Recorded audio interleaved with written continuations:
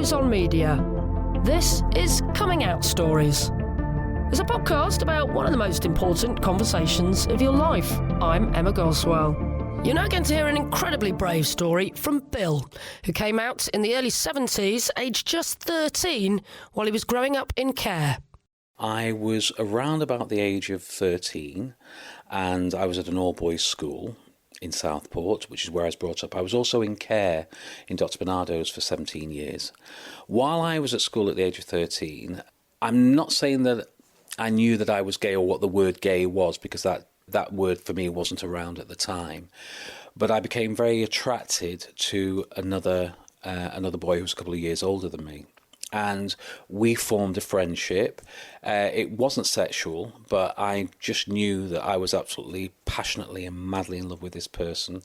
It became noticeable by some of the other boys that there was something quite strange in their eyes about this friendship. I used to go over to my friend's house. I got to know his family.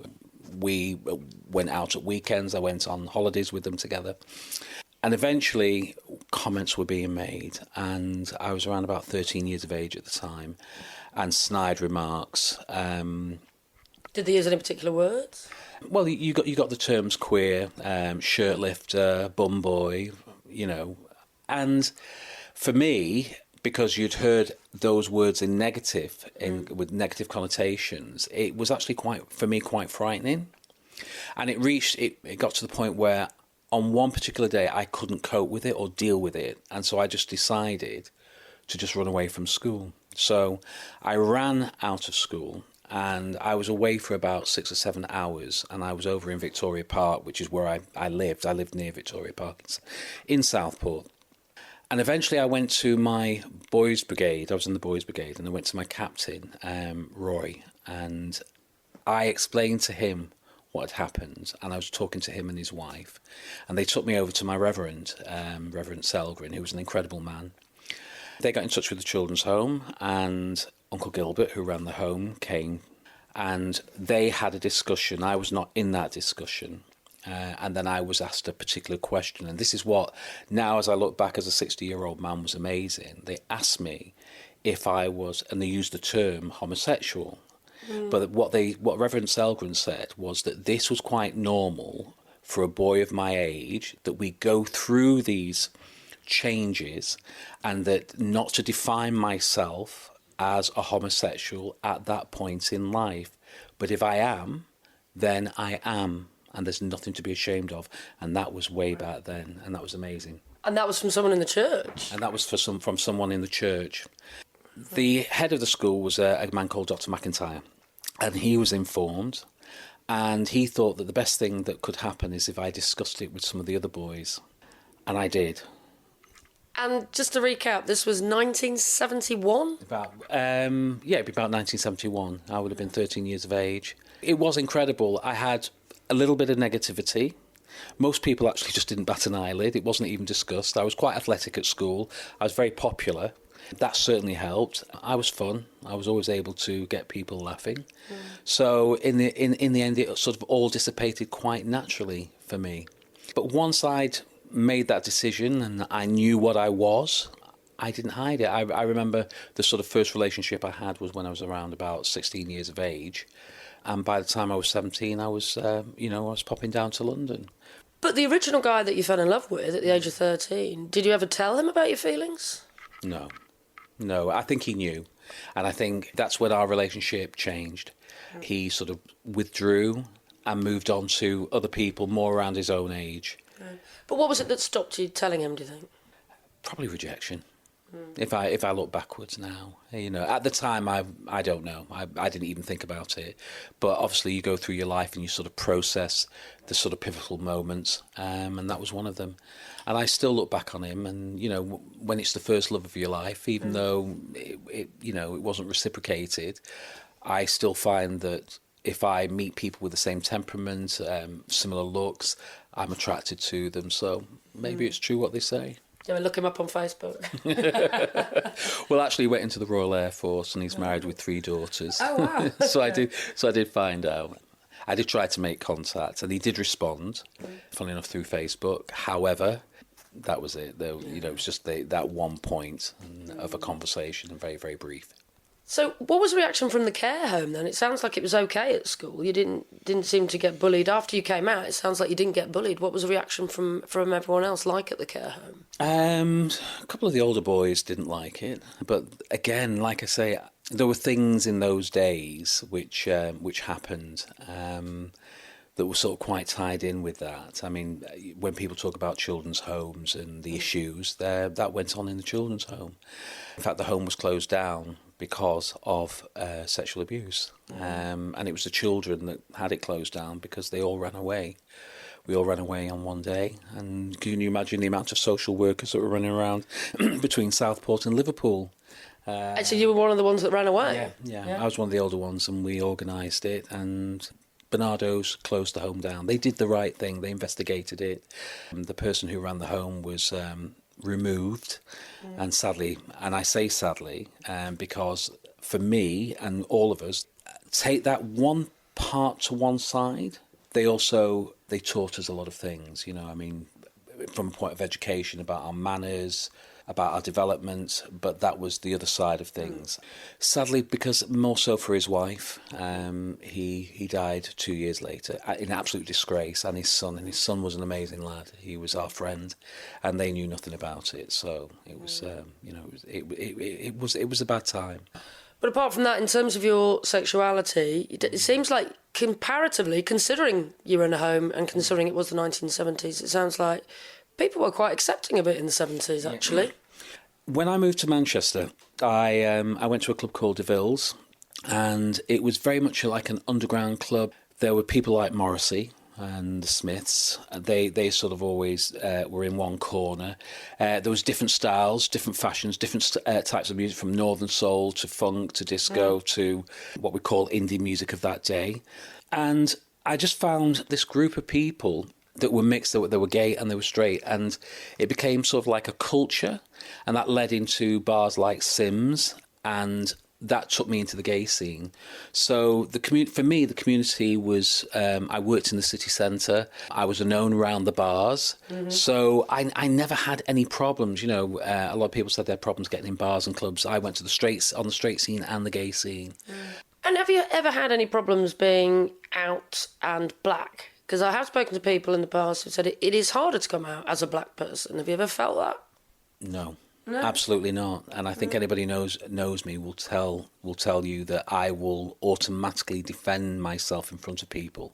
If I feel that if it's anything that's based around race, then I'm straight in, I'm straight on it, and I challenge people. However, I also understand that it is difficult for a lot of black youths to come out because of the nature of what's going on within their own communities, and it can be extremely frightening for them. I've met individuals who've told me about their experiences, and it's not something that anybody would want to go through. So, coming out is different for all people. Other people of my generation had horrendous times coming out. But for me, it was just one of those very lucky stories. I was very lucky with what I had around me. So because you're in a care home, you didn't have the opportunity to come out to parents at all, did you? I told my mother later on, and my mother was amazing, because what she said to me, it was really strange. I'd been out to a club, I'd got drunk. This was a few years later. And she was in the bed reading a book, and I was sat at the edge of the bed, and I kept saying, "Mum, I've got something to tell you." And she was going, "What is it?" And I said, "Well, I can't tell you." And it just went on, and she said, "Oh, for God's sake, what is it?" And I went, and I spelt it. I didn't say it. I went, "I'm G-A-Y." And she went, "Oh, never mind." She said, "Go to bed, we'll talk about it in the morning." And did you? Not really. It didn't need to be discussed. But I think the only thing that she was concerned about was that I didn't bring anybody home, and that wasn't because of anything bad. It was because I had younger siblings, and I think she just didn't want me to expose them to that. And I thought that it's about respecting it being at home, but she's never had an issue with me and my sexuality, and she's like 85 now, and she lives with me, so that should tell people a lot. I love it. Yeah. And, considering that you grew up in a care home, you've gone on to have an amazing career and been an international model. You've modelled for CNA and M&S. So, you've had a really darn good life, really, haven't you? I think my career path is that there's always been, as something's ended, a door's opened up, and I was always very creative, even as a young child. I was fascinated by history. I was fascinated by language, particularly the English language. I trained as a theatre actor at the Arden School of Theatre. I then did a postgrad in playwriting. I said that I would always use it. I didn't know whether I wanted to be an actor, and I actually said that at the school at the time. But in the end, what I was able to do, being a model, was that through the actors, sort of like the actors' experience, I was able to design a workshop that actors would use, and that was my way of developing models. So I actually developed models for one of Manchester's top agencies, and I still produce shows, so fashion shows. But I used to do the internationals. I did that in the 90s. So yeah, I've worked for British Airways as a flight attendant and own my own business. Ran clubs, DJ'd.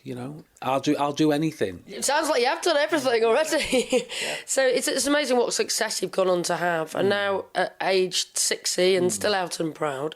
Would you have any advice to other young LGBT people, maybe particularly from the black community, who might be struggling to have that conversation with their carers or parents?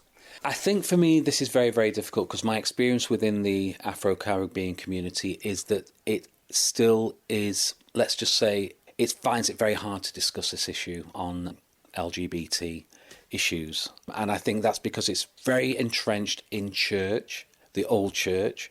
So I find for particularly the young black males, this whole brotherhood that you might see in London, you might see it in Birmingham. I would love to see older gay men, black men, mentoring younger black gay men, because they need that guidance, they need that help. And in some cases, it might be that they haven't had a strong male role model in their life that's gay, and they might need that help, and just that sort of foundation, something that they can cling on to. But just generally in terms of coming out from whichever community you're in, would you have any words of advice just in terms of how to approach it and how to cope with it? I think knowing who to come out to is really, really important. I think that's the first thing. I think you need somebody that you absolutely trust, somebody that you can confide in, and then use that as your platform. But I think also you need to look at your outer network as well, because if you get the horror stories where the family literally throw that person out and they've got no support, and I've met people where that's happened, and I've said to them, can you rely on your family? And they've gone, no, not at all. So then it becomes a case of creating what will be your family. Your family will be the LGBT community. That's where you're going to find your, that firm family that you need. Armistead Maupin's got a brilliant name for it, actually. So most people have everyone has their biological family, but he said what we actually do, particularly in the LGBT community, is find our logical family. Yeah. And I love that term. Yeah. It's like we've all found our logical family. Yeah, absolutely. But it's true. I adore my family, and I've been very, very lucky. My family have been open, very accepting. All my nephews and nieces have had that sort of experience of having me as an uncle. And so their attitude to the LGBT community is absolutely open. They've done the bars, they've done the clubs, they've got friends. And I love that. That they've been, I'm going to use the term exposed, but in a positive way. It's about normalising, isn't it? Yeah, it is about normalisation. And that to me was very, very important. But getting back to our community and where youth is today, I sometimes worry about the ageism and where older gay men that are quite isolated now, what can be done to sort of like keep that bridge between the young and the older community, because the way that the business side of it sees older men, we've become irrelevant at times unless you've got money. Well, the traditional gay scene is not really geared up for 60-year-olds, is it, particularly? Or even 40 plus, really. There's a lot of gay men my age who are still clubbing and doing it, but it takes them a long time to recover. It's not the 90s. There you go, that's Bill. A huge thank you to him for telling his story so openly and honestly. Please do subscribe wherever you get your podcasts from. We'd also love to hear from you on Twitter. You can find us there at Come Out Stories. I'm Emma Goswell, and Coming Out Stories is a What Goes On media production. Next time, it really is one for fans of RuPaul's Drag Race because none other than Gia Gunn speaks to me. She came out as trans to over 500,000 people at once. I fell into a great depression. I was deeply suicidal for a moment, and things got really dark for me, and that's when I knew that I had to do something about accepting who I was, because I knew that I had everything that it took to have a perfect life, but I didn't have myself.